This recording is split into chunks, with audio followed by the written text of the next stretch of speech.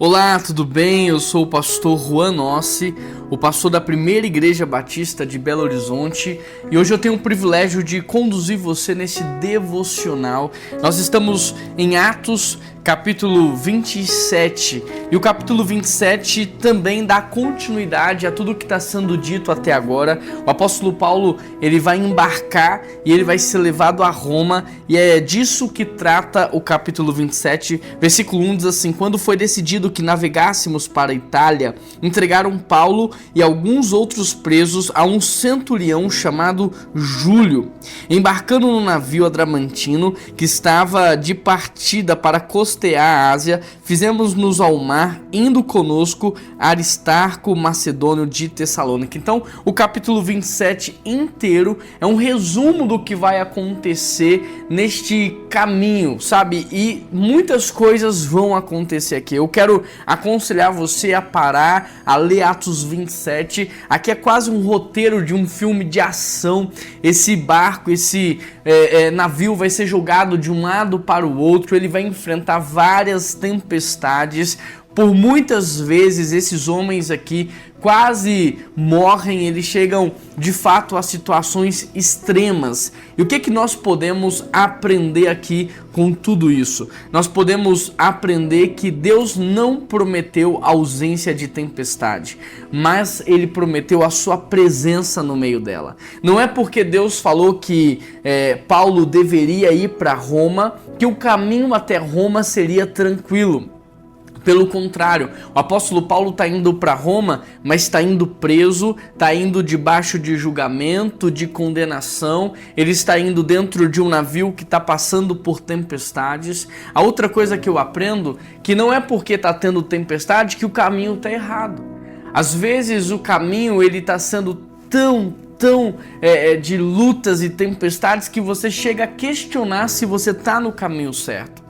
Jesus, outro momento, chamou os discípulos para atravessar para o outro lado, convidou os discípulos para entrar no barco, dormiu no barco e no meio do caminho o barco também foi acometido de uma tempestade. Não é porque estamos passando por períodos de tempestade que Deus não está conosco.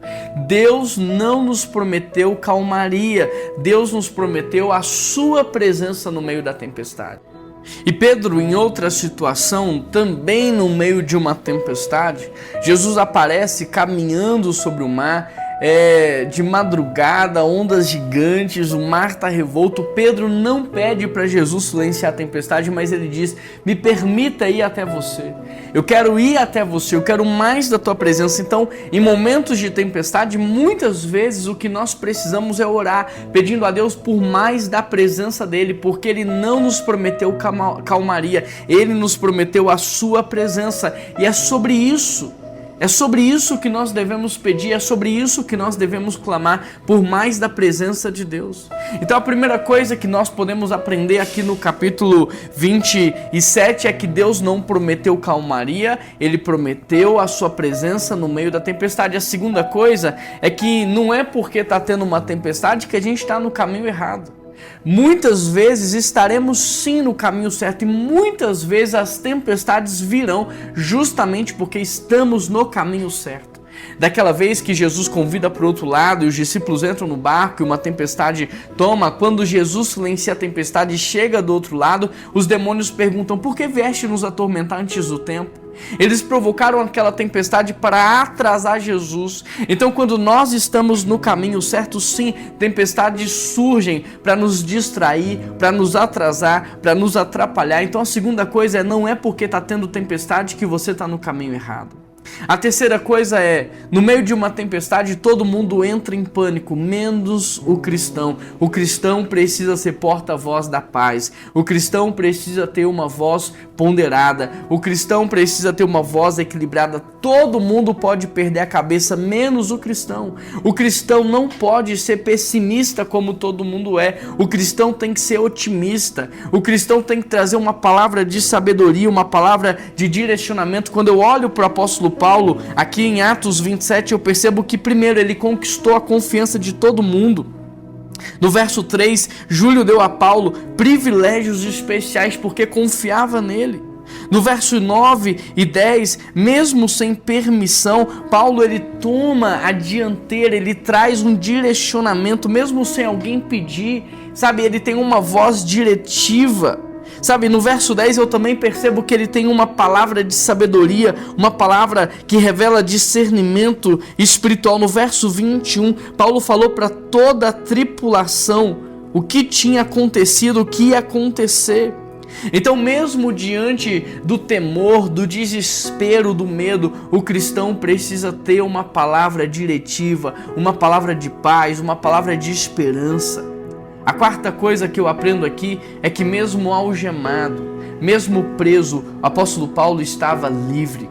Livre para crer em Deus, livre para ouvir a palavra de Deus, livre para ter um relacionamento com Deus e livre para poder pregar. E foi exatamente isso que aconteceu. Não foram as prisões que calaram Paulo, não foram as tempestades que impediram ele de pregar, não foi o julgamento. Em toda a situação, o apóstolo Paulo pregou, ele anunciou o evangelho, ele testemunhou. Então, queridos, eu não sei de verdade a situação em que vocês estão, mas eu quero dizer para você, Deus não prometeu para você uma vida tranquila, Deus não prometeu para você uma vida com ausência de tempestades, uma vida onde não haveria crises, não, Ele prometeu para você a sua presença, e ainda que você passe pelo vale da sombra da morte, você não precisa temer, porque Ele está com você. A bondade e a fidelidade do Senhor estão com você, mesmo no meio das tempestades. Outra coisa, não é porque você está passando por uma situação difícil que você está no caminho errado. A oposição muitas vezes se levanta para quem está no caminho certo. Então não para, continua avançando. Se você tem convicção de que está fazendo o que Deus mandou você fazer, continue avançando, continue, não pare. A terceira coisa, mesmo que a sua casa esteja em pânico, mesmo que os teus amigos estejam em pânico, você precisa ser o porta-voz da paz, o porta-voz da palavra do Senhor. Você precisa ter uma palavra de sabedoria, você precisa buscar isso através de um relacionamento com Deus, de leitura da palavra, de intimidade com o Senhor, através de uma vida que conhece o coração de Deus. E mesmo que as circunstâncias te atrapalhem, e mesmo que as circunstâncias tentem te calar, você não pode parar de pregar. Na tempestade, prega. Na doença, prega. Algemado, prega. Condenado, prega. Em toda e qualquer circunstância, e não importa para quem, pode ser o pequeno ou o grande, não perde a oportunidade de pregar a palavra do Senhor. E por fim, tudo aquilo que o apóstolo Paulo havia dito, exatamente como ele disse, aconteceu, e todos se salvaram e todos chegaram bem. O navio se perdeu, mas a promessa se cumpriu. Pai, eu quero pedir ao Senhor que nos dê essa convicção da tua vontade.